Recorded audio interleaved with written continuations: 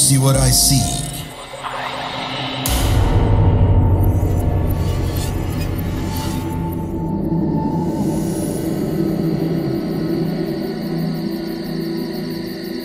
Kejadian ini terjadi pada tahun 2014. Waktu itu malam hari, saya nongkrong sama ketiga teman saya.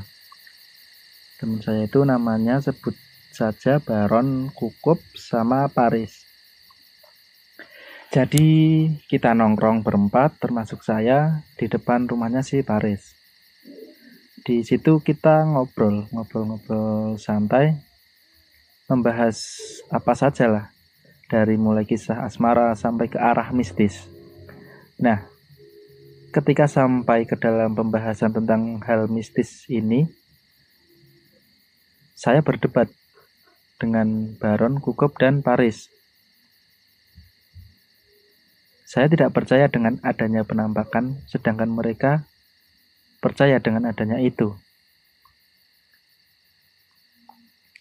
Ya, mungkin karena mereka bertiga pernah melihat secara langsung ya, sementara saya belum pernah sama sekali. Awalnya itu mereka bercerita tentang pengalamannya masing-masing yang pernah melintasi tempat pemakaman umum korban bencana alam yang dulu sempat viral.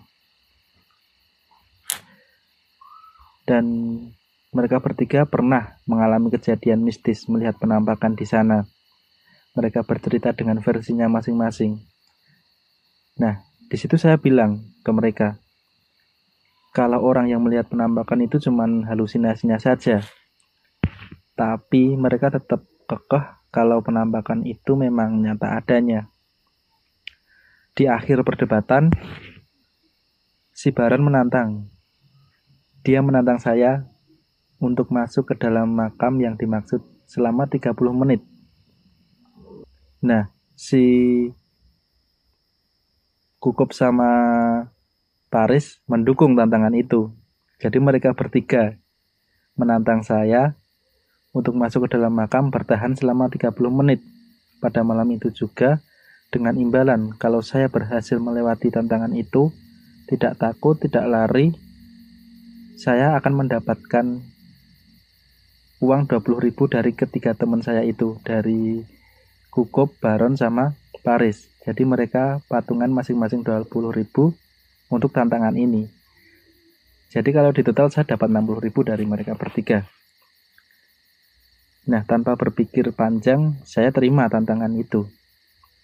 Malam itu juga saya berempat naik sepeda motor berangkat menuju lokasi.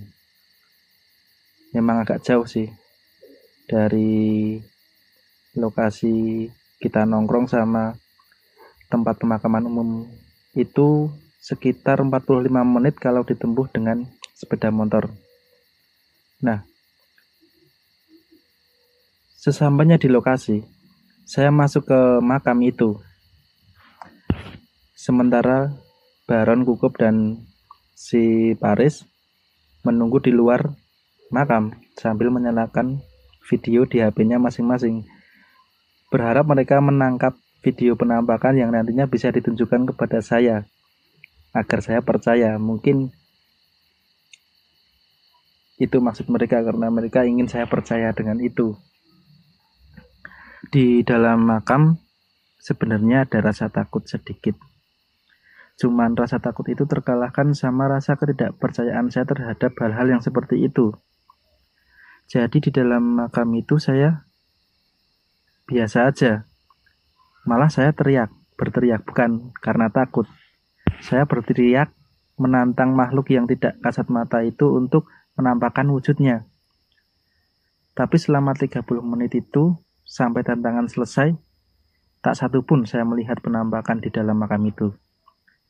Dan hasil rekaman dari HP ketiga teman saya itu juga nggak ada penampakan apa-apa.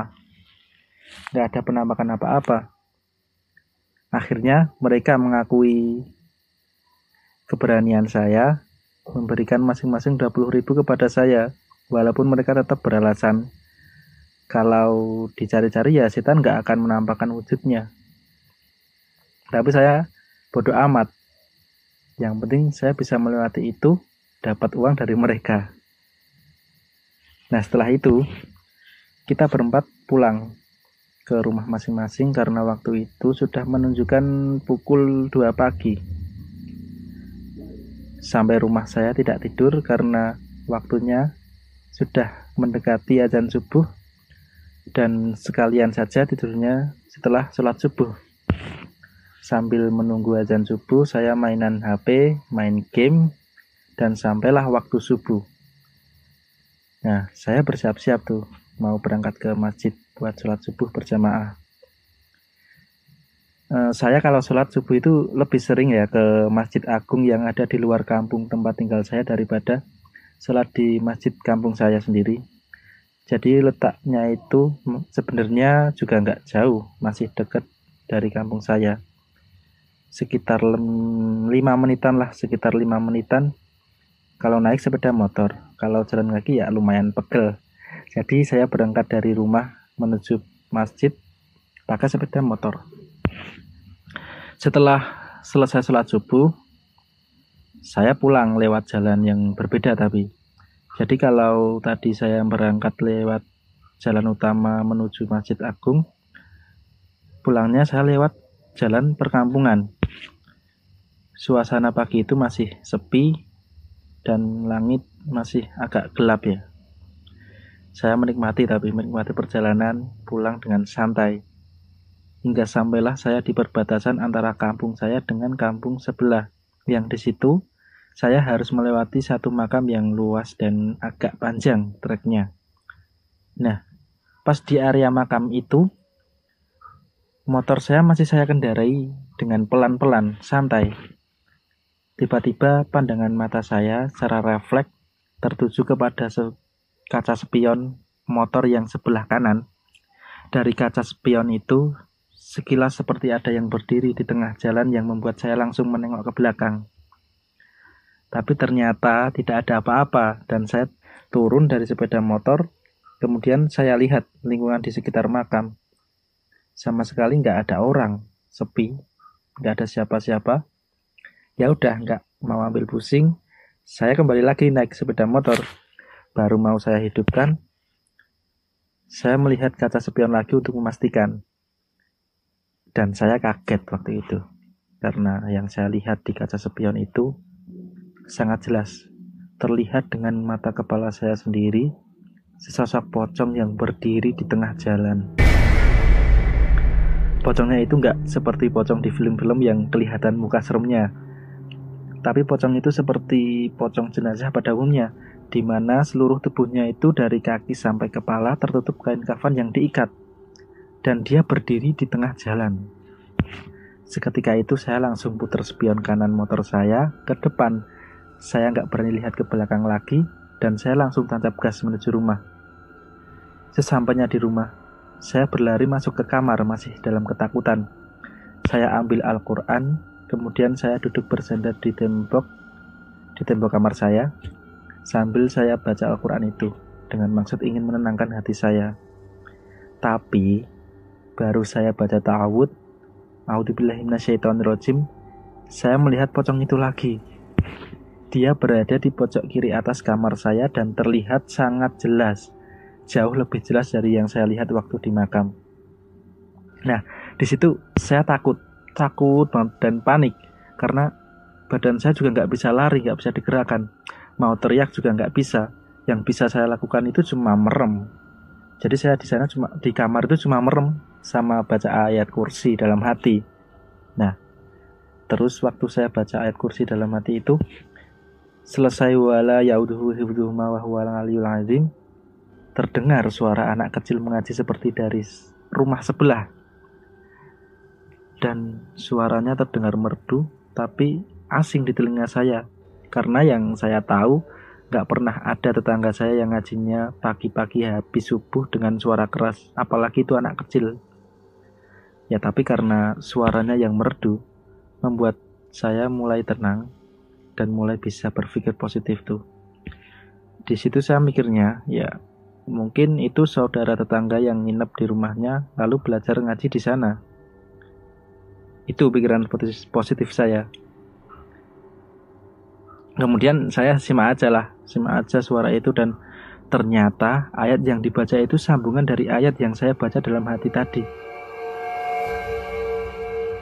Sebenarnya suaranya itu samar-samar, tapi yang terdengar jelas itu saat sampai pada lantunan lafaz Allahumma Allahu waliyul ladzina amanu yukhrijuhum minadzulumati ilan nur. Ya, kalimat itu sangat jelas terdengar, dan suara itu semakin lama semakin kecil dan hilang. Setelah hilang, badan saya yang tadinya nggak bisa gerak mulai lemas, dan hati juga mulai tenang, mulut juga sudah mulai bisa bergerak dan bersuara. Tapi saya belum berani untuk membuka mata saya. Saya masih merem, dalam keadaan merem. Saya lanjutkan dengan berzikir sebanyak-banyaknya. Sampai-sampai saya tertidur waktu itu. Nah, sekitar jam 10 pagi, saya terbangun dari tidur. Tapi saat saya tersadar dari tidur saya lupa dengan kejadian yang saya alami di pagi itu. Seingat saya, waktu itu ya saya pulang dari masjid, ngaji dan ketiduran. Udah gitu aja. Bahkan malamnya waktu nongkrong dan saya menerima tantangan dari teman-teman saya untuk masuk kuburan itu pun juga nggak ingat saya. Uang yang diberikan sama teman-teman saya juga nggak tahu di mana. Saya nongkrong sama teman-teman setelahnya, juga mereka nggak membahas lagi tentang perdebatan di malam hari itu. Saya ingat kejadian ini tuh justru setelah 4 tahun. Jadi di tahun 2018 itu ada kejadian di kampung saya, yaitu tetangga saya habis nonton film horor siang hari menjelang sore waktu itu. Terus sorenya itu dia tidur. Menjelang maghrib dia kebangun karena mimpi buruk kalau nggak salah. Dan setelah itu dia ambil Al-Quran, tapi belum sempat dia membacanya, dia kesurupan dan dibawa ke salah satu tokoh agama di kampung saya, kemudian dia diruqyah. Nah, karena momen itulah rekaman di memori otak saya itu secara otomatis memutar kembali kejadian yang saya alami 4 tahun sebelumnya dan membuat saya ingat sampai sekarang. Tapi cerita itu saya pendam sampai saat ini. Hanya saya sendiri yang tahu dan baru di sini saya bercerita.